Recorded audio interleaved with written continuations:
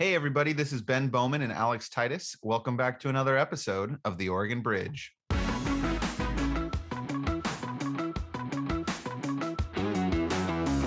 When people are looking at polling, there's a really big difference in what we might call likely voter polling, surveys of all registered voters, and surveys of the general public at large. Oregon is a blue state, less so for the governor than any other statewide office. And I'd say that this particular moment is less blue than it has been in the last decade. And who is left as a Democrat and who's left as Republican just is becoming less and less reflective of the electorate at large. And that worries me. And there's no reason we have to do it this way, but we continue to decide to do it this way. Today, our guest on the podcast is John Horvick. Political insiders in this state will know who John Horvick is. He's one of the top pollsters in Oregon, and he probably has the best Oregon politics Twitter account, I would say. But John's been working in and around polling in Oregon politics for over a decade. He works at DHM Research. We talk a little bit about his personal background and DHM, what they do, what they don't do. He graduated from the University of Minnesota. He's from the Midwest. We talk a little bit about that. He's been president of the Portland City Club and is kind of a civic leader. He talks a little bit about his one main civic project where he enters into the political fray with Oregon primaries in the podcast.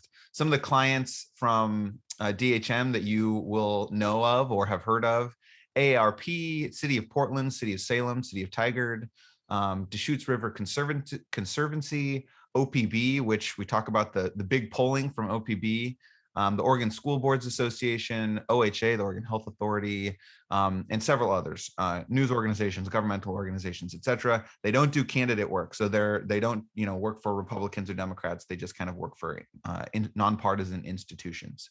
Alex, we cover a lot of ground in the episode. Anything you want to highlight? Yeah, I thought the most interesting part in particular was when he talked about this, I think closer to the end, of the sorts of issues that Republicans should be focusing on. The approval rating of just how things are in Oregon right now is abysmal. I think he said it was lower than the lowest it's been since they started this poll, which I believe was in 2010. If I'm correct, in that the approval rating of how things are going in Portland is 9%.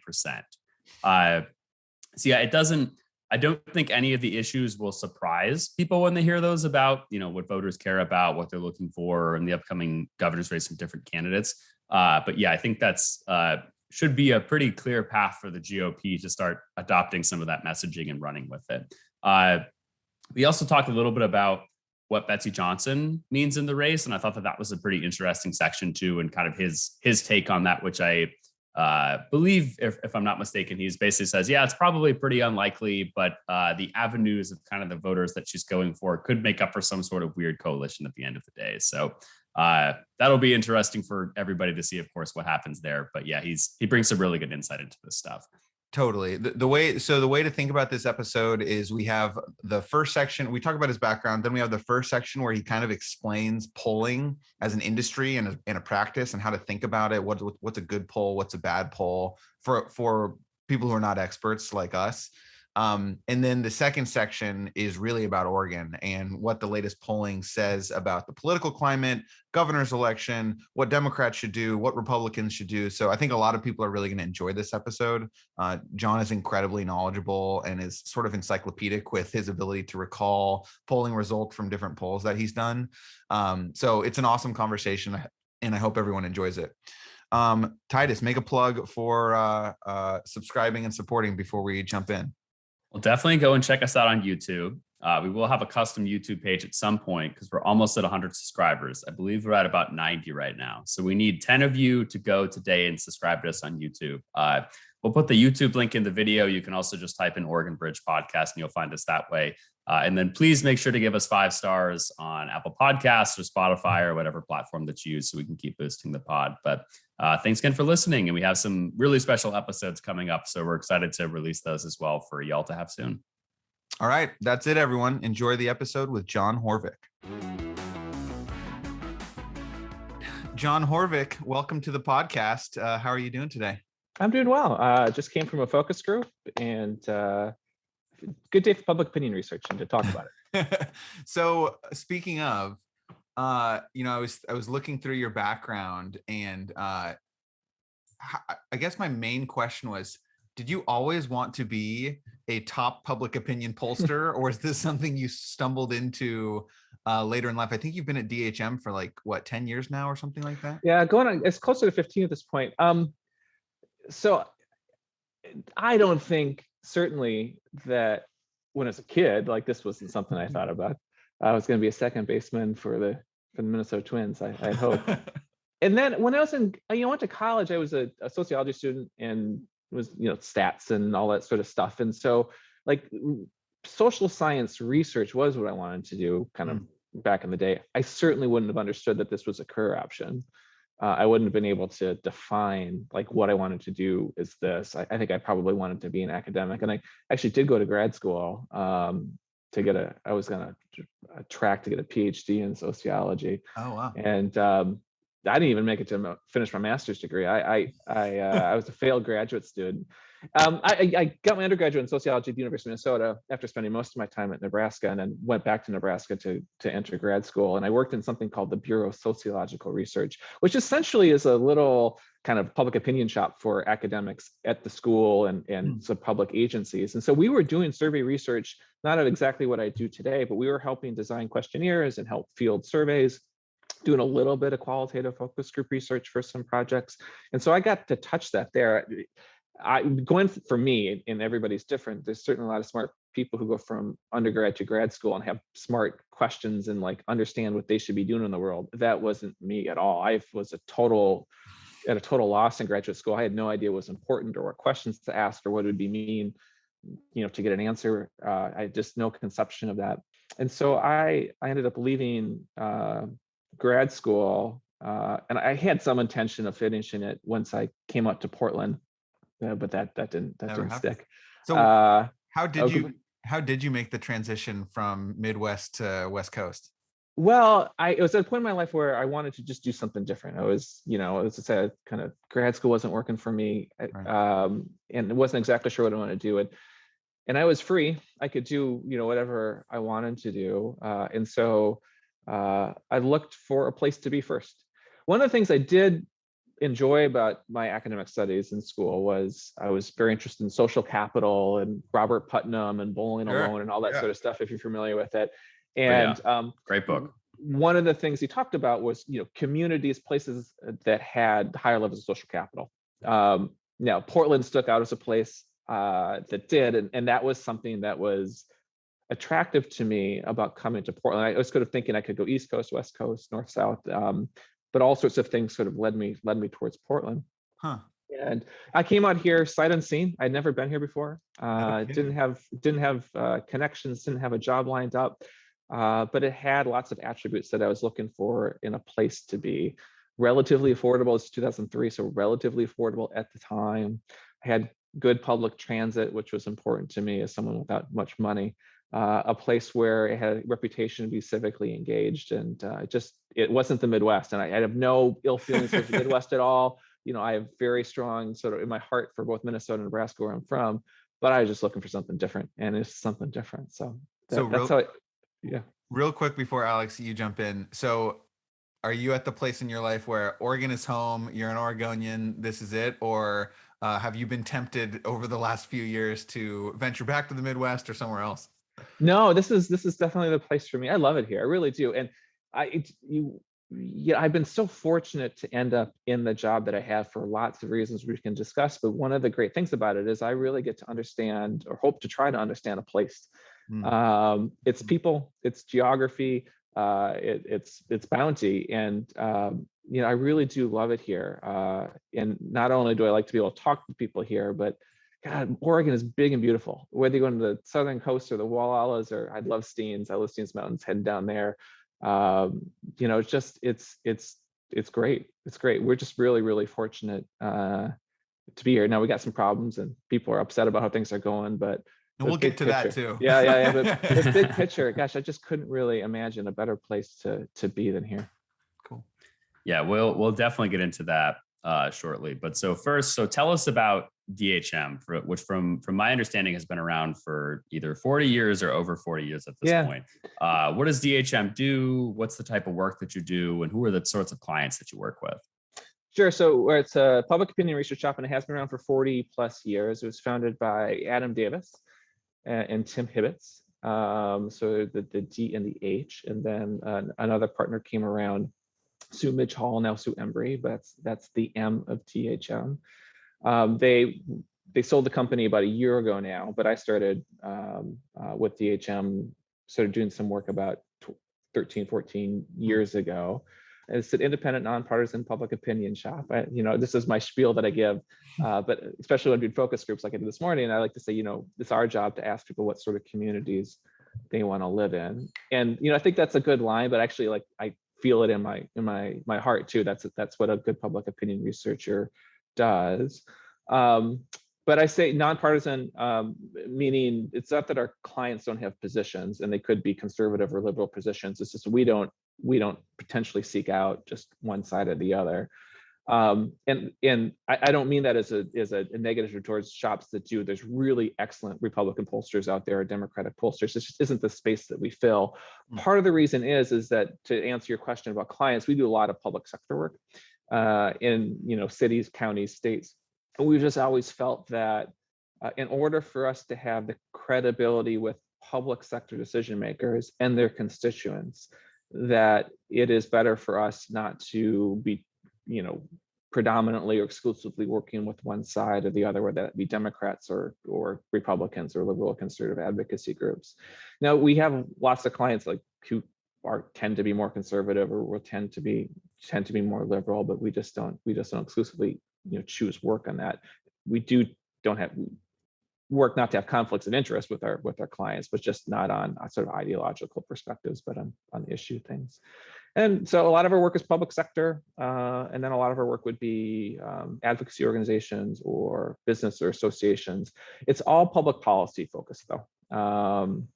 So, we wouldn't work on products or services, but, if you are a company that sells products or services and have an issue in the legislature or concerned about an election outcome, those are the sorts of things we'd work on. And then the other thing about DHM is that we never, ever work for parties or for candidates. And so that's a world that I don't know that well. Like, I know what the people think about parties and candidates, but inside campaign polling, that's just not the space that we fill. Gotcha. And so I'm just curious, because I'm looking on your website right now. It looks like two of your current clients or maybe past clients. One of them is TriMet, and one of them is the Oregon Health Authority. And you just talked about having a lot of public sector clients. I'm curious of what are they sort of engaged with you as a firm? Like, is TriMet looking to roll out a new service or something and say, oh, this is going to be popular, or we want kind of a public opinion of our overall, what the public thinks of us? What's kind of the different details and maybe some of the projects there? Sure. We do a lot of transportation work. In particular, we've done a lot of work with TriMet over the years. TriMet, we do a frequent sort of rider or, survey. So just general public, just sort of it's called the attitudes and awareness survey, but just what do people think about the agency? What are their experiences? What are their preference for services? How frequently they're using it? What might encourage them to use it more? Or what sort of reasons are they're not using it? I mean, it's a large agency spending lots of public dollars. Asking people from time to time how they're doing would be what we would help them with. Then there's been times when they've thought about big public policy questions, like should there be armed police that are on MAX trains, for example, and that's a public policy question that they're managing lots of different constituencies and policy questions, but just understanding what do riders want or what do drivers feel about those sorts of questions. That would be some examples with TriMet. For OHA, we've engaged with them on all sorts of issues over the years, just through the pandemic, just understanding how people are managing COVID in their homes, or they might be developing a campaign to communicate where to get vaccinations. For example, we recently worked on a project where one of a goal is to get folks more frequently tested for HIV/AIDS, particularly in rural communities. And so we did a number of focus groups with folks in rural communities, particularly those in the LGBT community, to talk about, what their, concerns are, questions are, et cetera, about HIV/AIDS testing and PrEP. So it's one of the things that I think that the public may have a misunderstanding of a shop like us is that we do less politics probably than they might think. What people tend to see, and I like to talk about, and it's fun and exciting, like to talk about like the horse race or how people are feeling about a hot issue that the legislature is dealing with. That's the stuff that ends up in the paper. But I'd say most of our work is more long-term policy oriented and not short-term politics. Gotcha. Yeah, that's an interesting way to describe it for sure. But now moving on to the relatively short-term politics. My next question is and it's funny because I saw that I guess you just made me realize that Adam, who is definitely a friend to the pod and both to Ben and I at the Oregon Values and Beliefs Center, we had Amaury on the podcast before, who was their deputy executive director, and she talked a little bit about polling. I think people tend to maybe not dislike pollsters like you, but dislike kind of polling in general, especially when it comes to politics. And I think at least, and maybe this is historical and people just sort of blow this out of context every time, but specifically with the 2016 and 2020 election, when it came to a bunch of different national races, the polling seemed to be pretty bad, right? And one example that I'll give was funny. There was a poll that I believe showed Donald Trump down by like 18 or 19 points in the state of Florida. And Guy Cecil, who is the head of the top Democratic super PAC, basically just tweeted like, "This is BS." Like this is just totally wrong. And of course, Trump ended up being down in that poll by 18 or 19 points to win Florida by 4 or 5 points, which is basically considered a landslide in kind of a statewide election.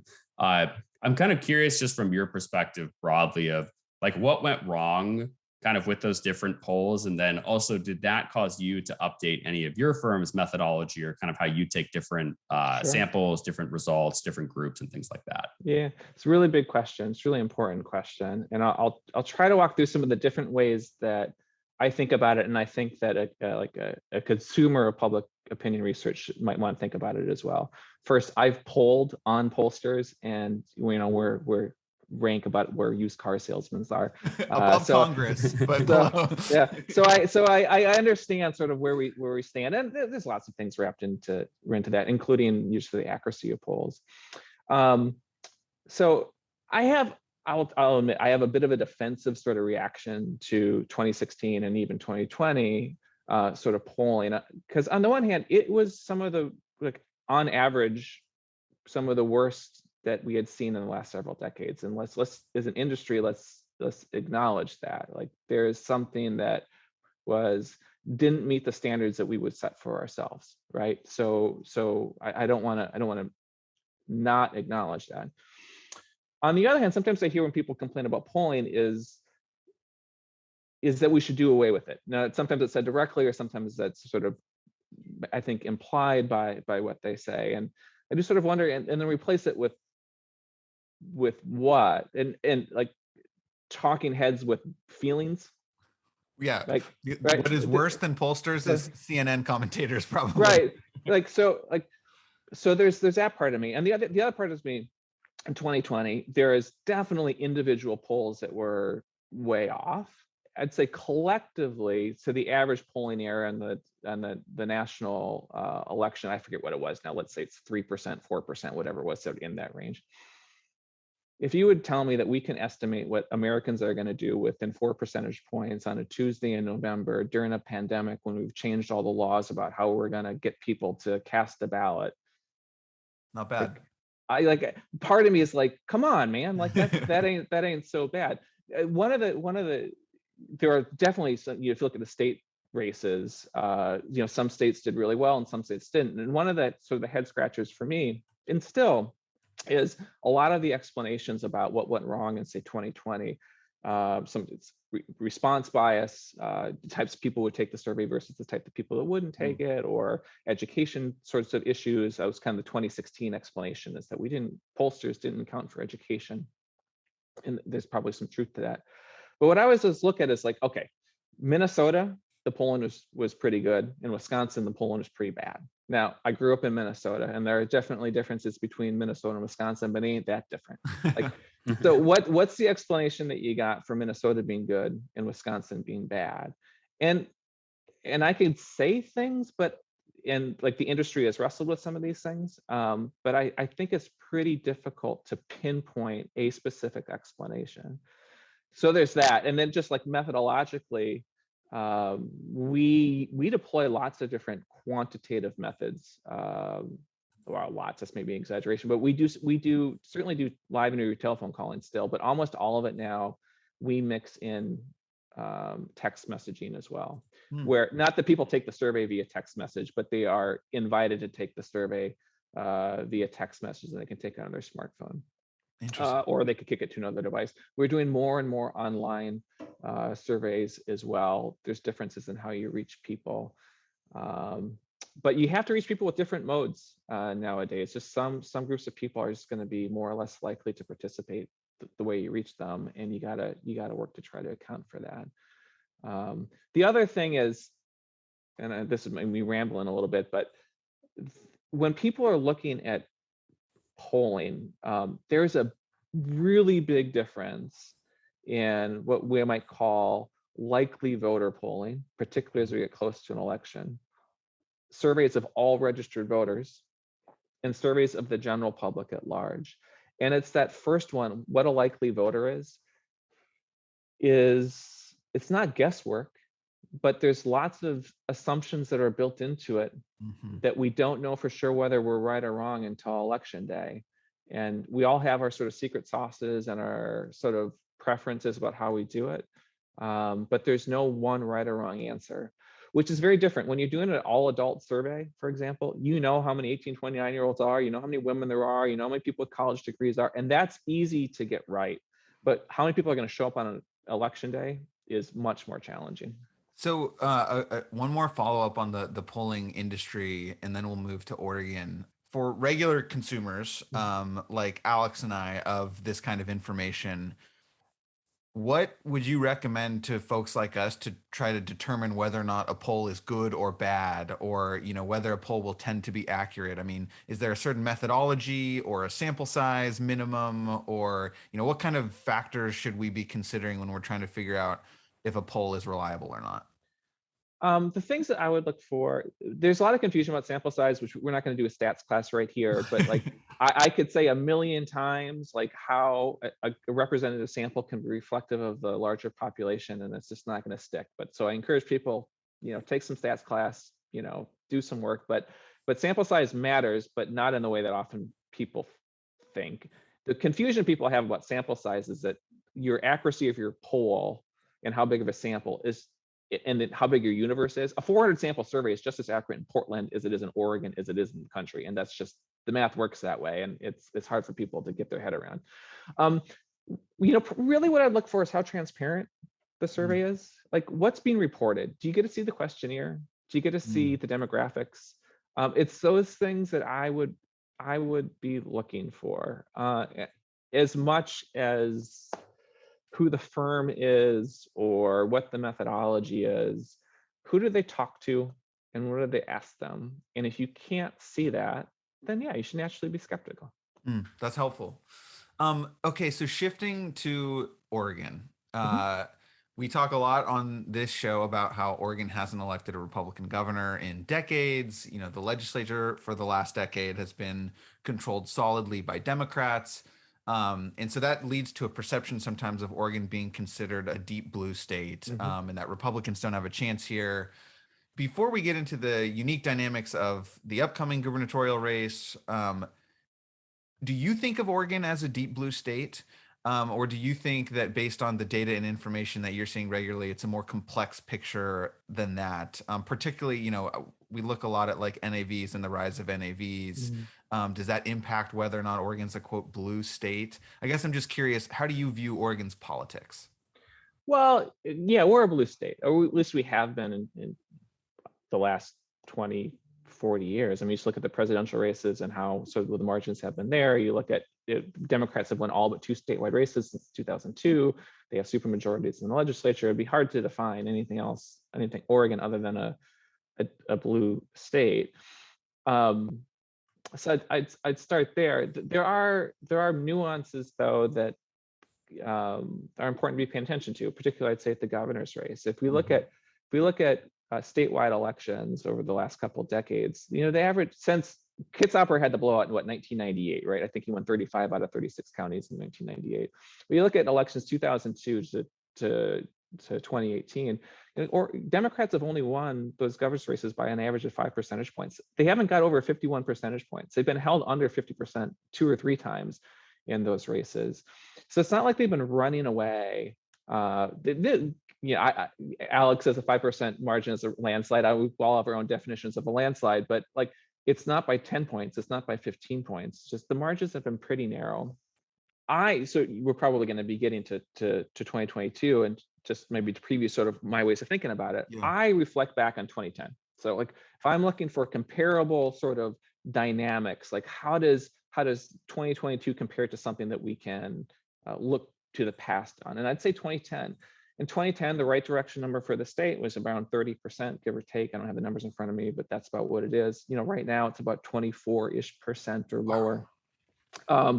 We had poor economic conditions in 2010. People were feeling really anxious about the economy. And in 2010, it was, by the way, we had a trifecta at the federal level with the Democratic president, Democratic legislature. Chris Dudley lost by 1.4 percentage points. And he was winning on election night. I remember he was winning on election night. And then the House was split 30-30. And so I just asked myself, well, is this environment more conducive or less conducive to Republicans this year? And it's hard for me to say it's less. I mean, this looks like a pretty good year for Republicans. Now, there's differences. We're going to have a third-party candidate, and so it's not analogous in that sense. And I'd say one other difference is in 2010, the Tea Party was an organized group with a kind of some clarity around what they were upset about and what they wanted.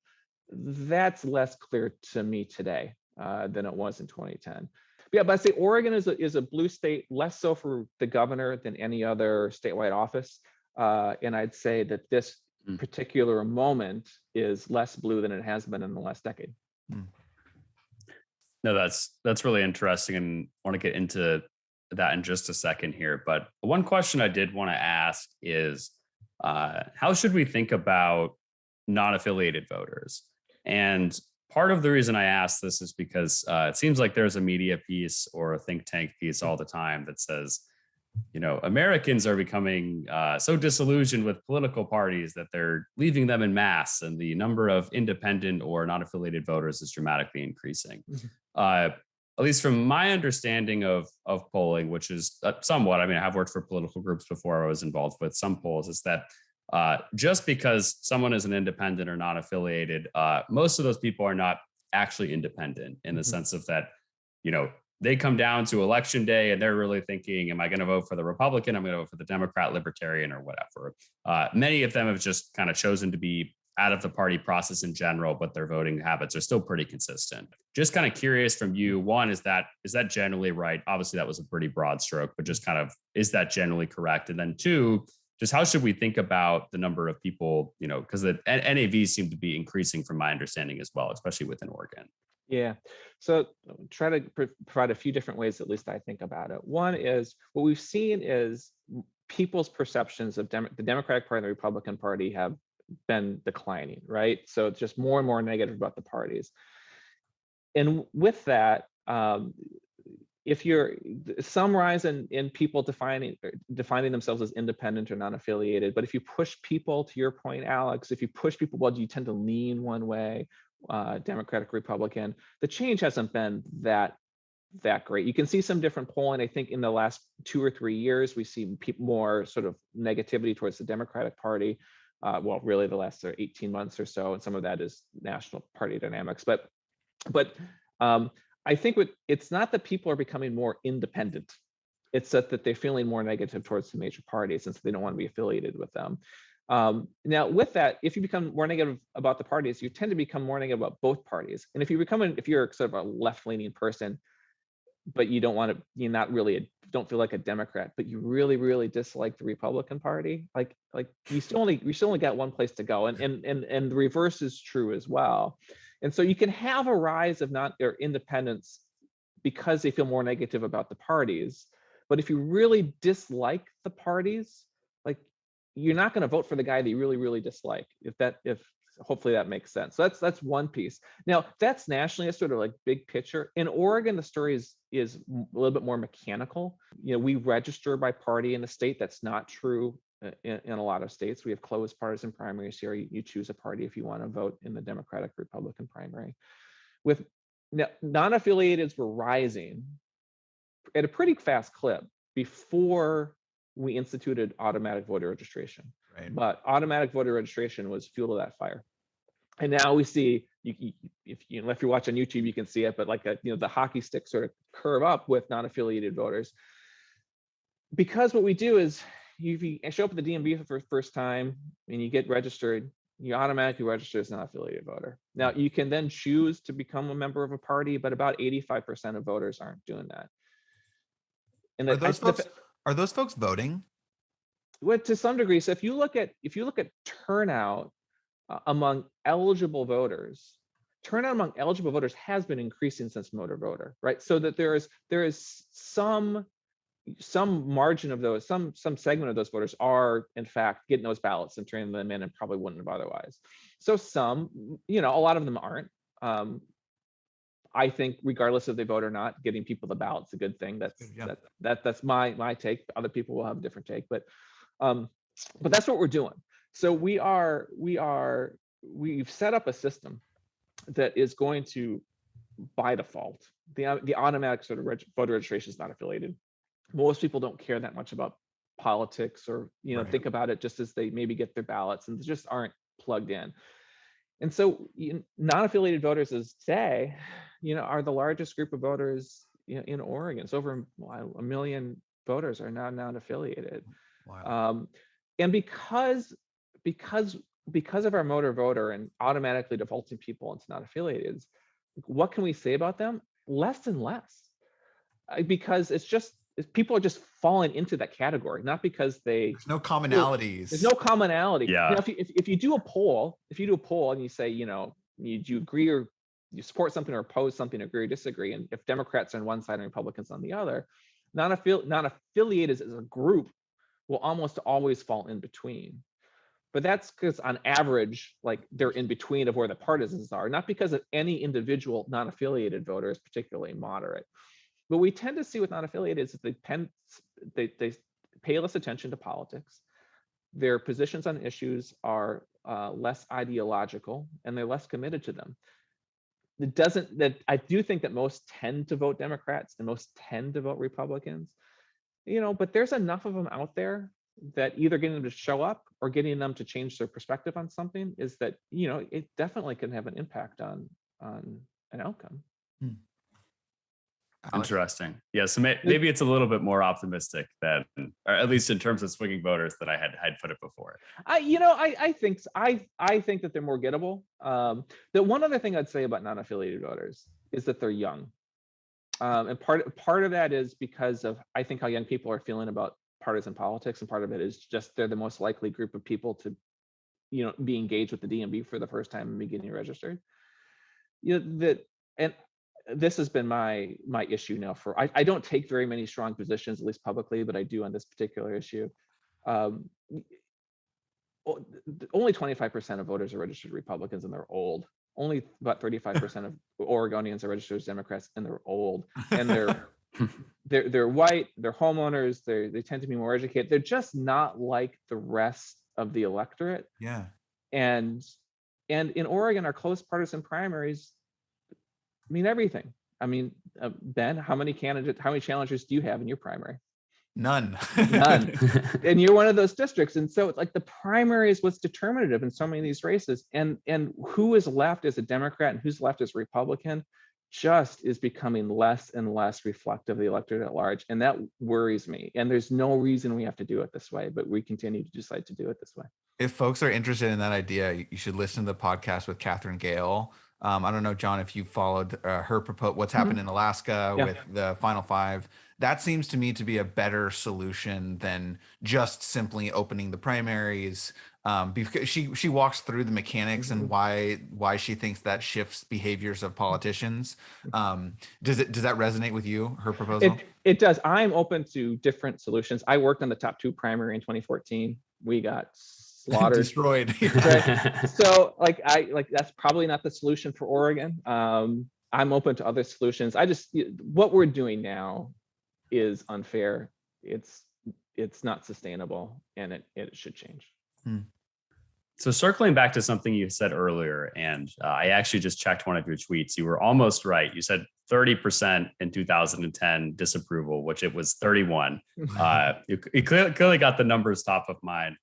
And I was reading, I think this was either your tweets or maybe you recorded an article or something, but basically the sort of concerns of voters from, and I mean, this is just in general, but of course it's backed by research. The concerns of issues from voters coming up in 2022 are obviously different than what they were in 2018. And of course, the dissatisfaction is significantly lower in 2022 than 2022 than it was in 2018. What are some of those issues, at least that you have seen, that are like what basically do you think is the reason for the change? Do you think it's just COVID, like sort of school lockdowns and things like that, people being upset in general? Is it homelessness? What are kind of the issues that are popping out for you? Right. So COVID certainly has got to play a role in terms of how, sort of the gut feeling, sort of the anxiety, the angst that people are feeling just about the world. That's got to be true. And it upset all sorts of things. And that's part of the picture. But when we ask people directly, what are the most important problems you want to be dealt with? It is so flashing red light clear what it is. It is homelessness. It is frustrations in political leadership, which we sort of talk about what that all means, and it's crime. Those are the things. And that's the other thing, to my Democratic friends who are out there who are sort of making some assumptions about where we're headed because of where we've been. The issue set is different in 2022. Totally. In 2018, it's education and it's healthcare and it's taxes and in 2016, the last two governor races, it's education and it's taxes and I don't know, some other sort of general sort of typical jobs and economy, probably something like that. Those are issues that Democrats are good or neutral on. Homelessness, crime, and frustration with political leadership, and political leadership in Oregon means Democrats. The issue set is just, it's different now. On political leadership, I do think you probably could put a finger on COVID. If Oregonians have been funny about COVID, if you ask people, do you support the policy that Kate Brown has put forward, vaccine mandates, for example, or masking in schools? Majorities of Oregonians have been behind those things all the way. But the sort of the reservation of deep opposition has always been stronger than the reservoir of support for those. People organize around opposition more than they organize around support. And I just, go ahead. Yeah. Real quick follow-up on that. Kate Brown as an individual has incredibly low in your most recent poll, bottom of the barrel approval. Yeah. But the policies, as you mentioned, that she's proposed, at least for the pandemic, are relatively broadly supported. What's the disconnect there? Do you have any theories? I have some theories. They're hard for me to prove, but I'll give you my theories.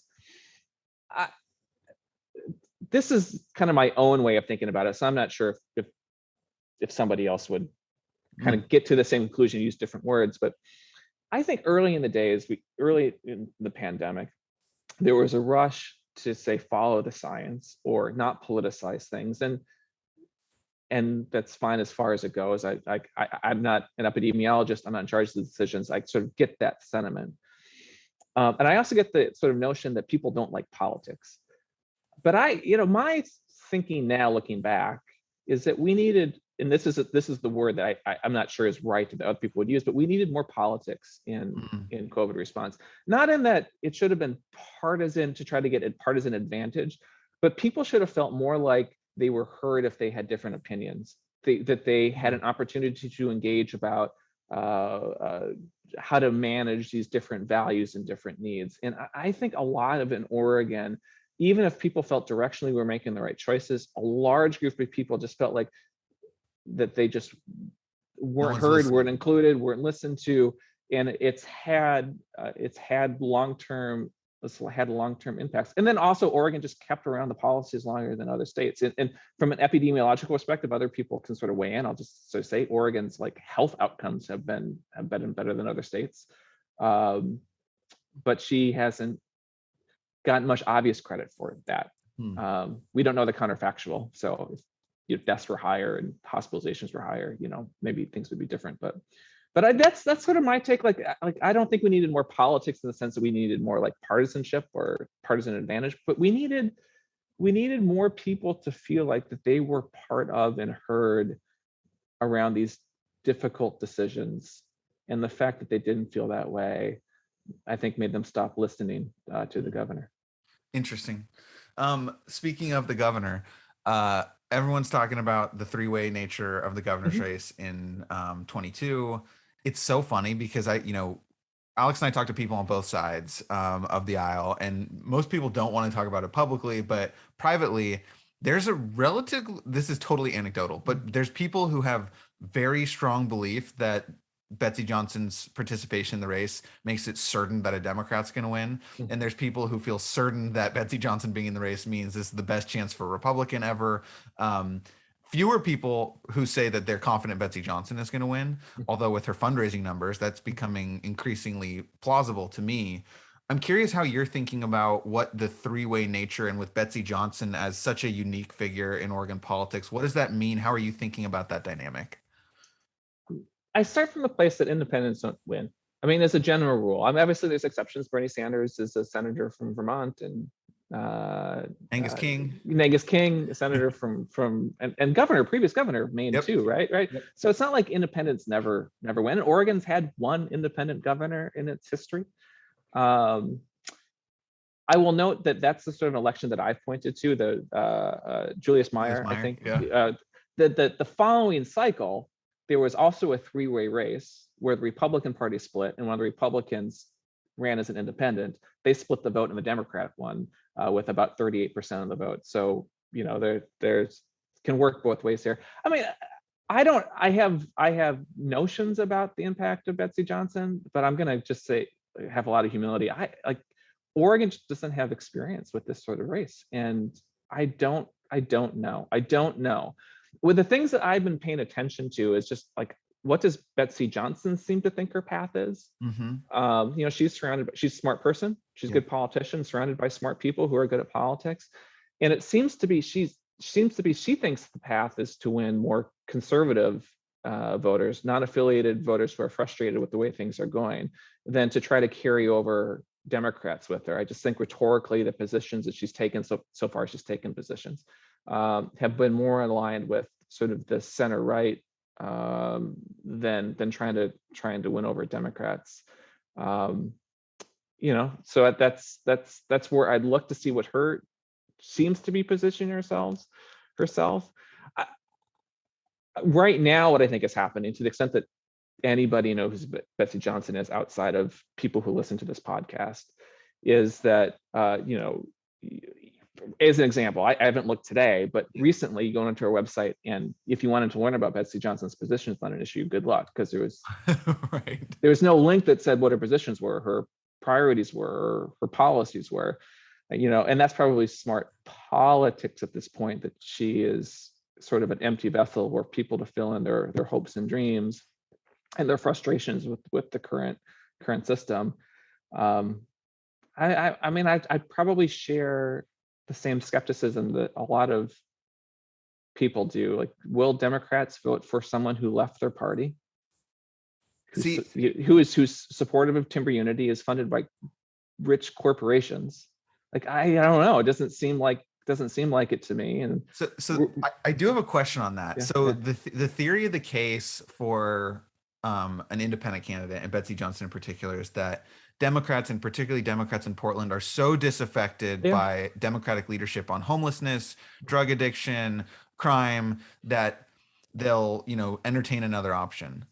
But at the same time, my understanding is that voter behavior is becoming increasingly predictable. Like, an individual voter is less likely to cross over to vote for the other side. Because so is the risk, like, I guess, is there any data or reason to believe that like crossover voters will be a thing, or is the real risk that Democrats stay home and don't vote, which I think was 2010 was a big problem in 2010 for Democrats, was Democrats just weren't coming out to vote? Well, from a Democrat perspective, Well, turnout's been pretty stable, really. There's some little ups and downs, but it's been pretty stable. Overall turnout in midterm primary elections has been around 70%. I think for Democrats, right around 80%. And similar for Republicans. The kind of wild card is there's so many more non-affiliated voters now, and where do they lean and what? I don't know. I don't know.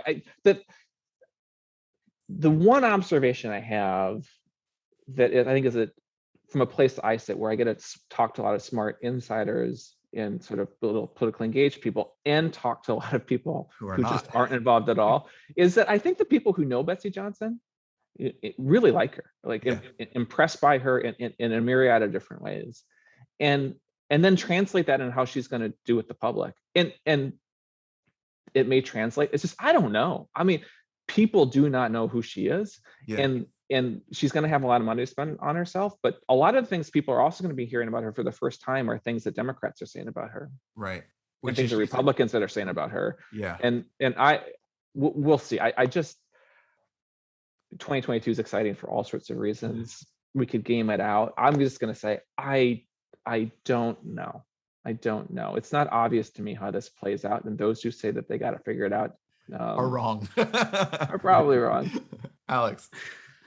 Yeah, and it's funny. I'm glad that she uses the glasses as the symbol, because you're a Minnesota guy, of course, a state who elected quite the outsider, if any, with Jesse Ventura, which I have no idea where.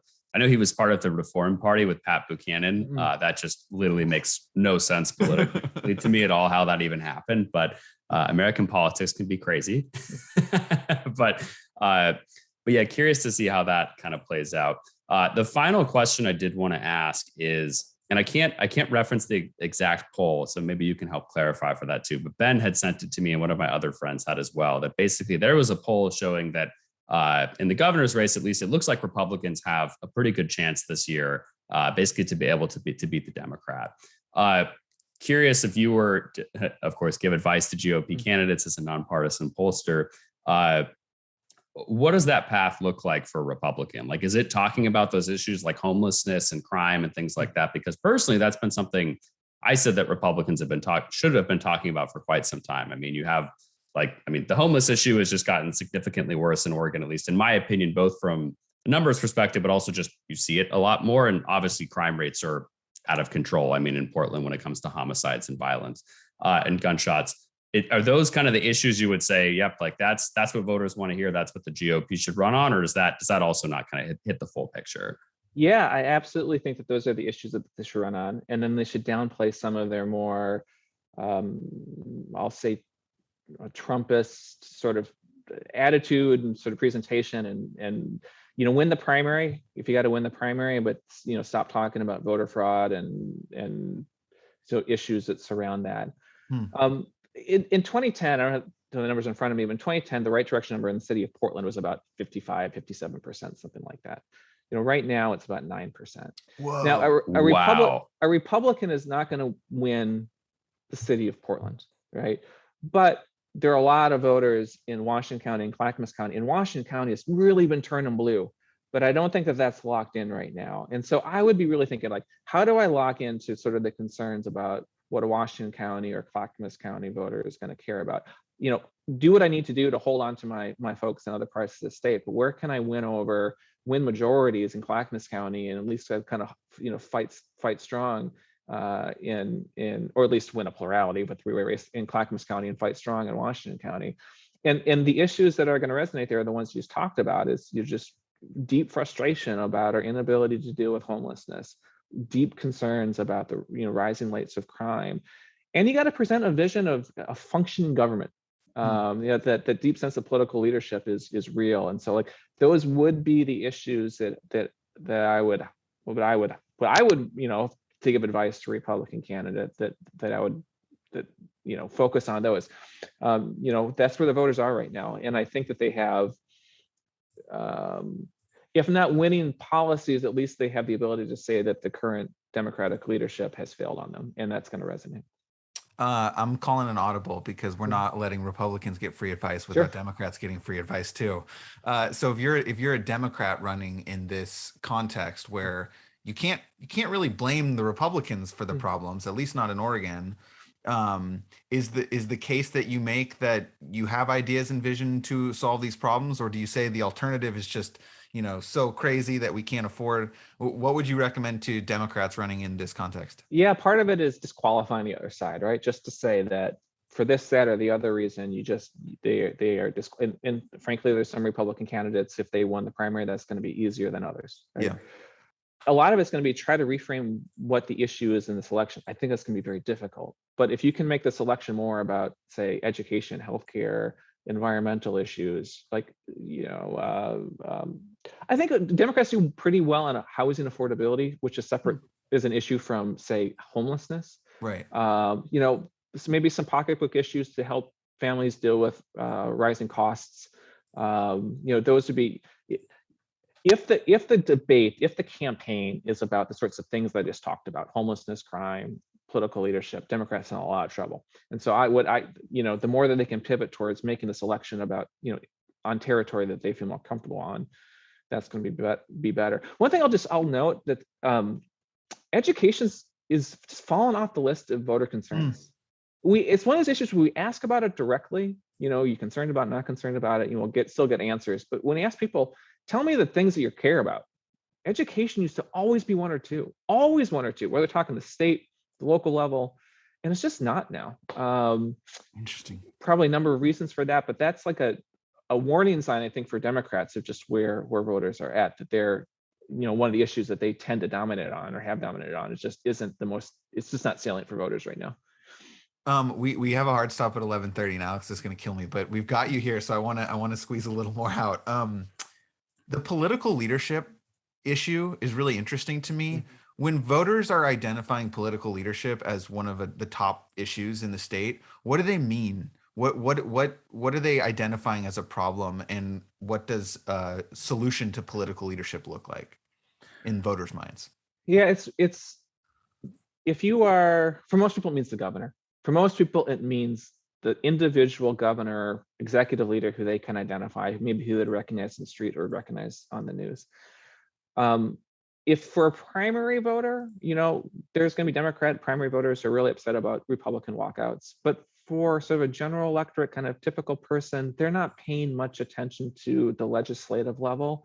Right. And so what they're really talking about are the actions that they've seen by the governor, the relationship, they feel like that they have with the governor. And those are going to, a lot of it's going to be sort of reactions or responses to COVID policy, where the governor really has just played a critical leadership role, good, bad, or indifferent.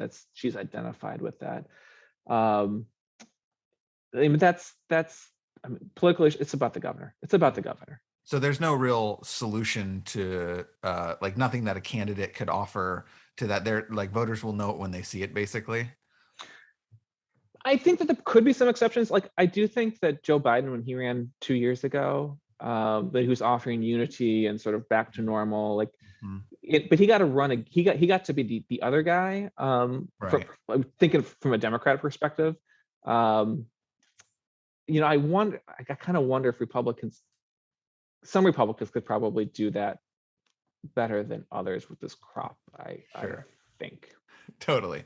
All right. Well, John, thank you for answering our questions. This has been really fun. Really enjoyed it. Hopefully we can have you on again soon. But before we let you go, if folks are interested in learning more about DHM or getting in touch with you, if they've got specific questions, what's the best way for them to do that? I can certainly check out the DHM website, just dhmresearch.com. And I like to tweet. You can follow me at Horvick. If you like charts and graphs, that's a good place to be. We will link to the website and the Twitter profile in the description of this episode. Definitely one of the top Oregon political tweeters, John Horvick. Thank you for coming on the pod, and we hope to talk to you again soon. Yeah, thanks so much, guys.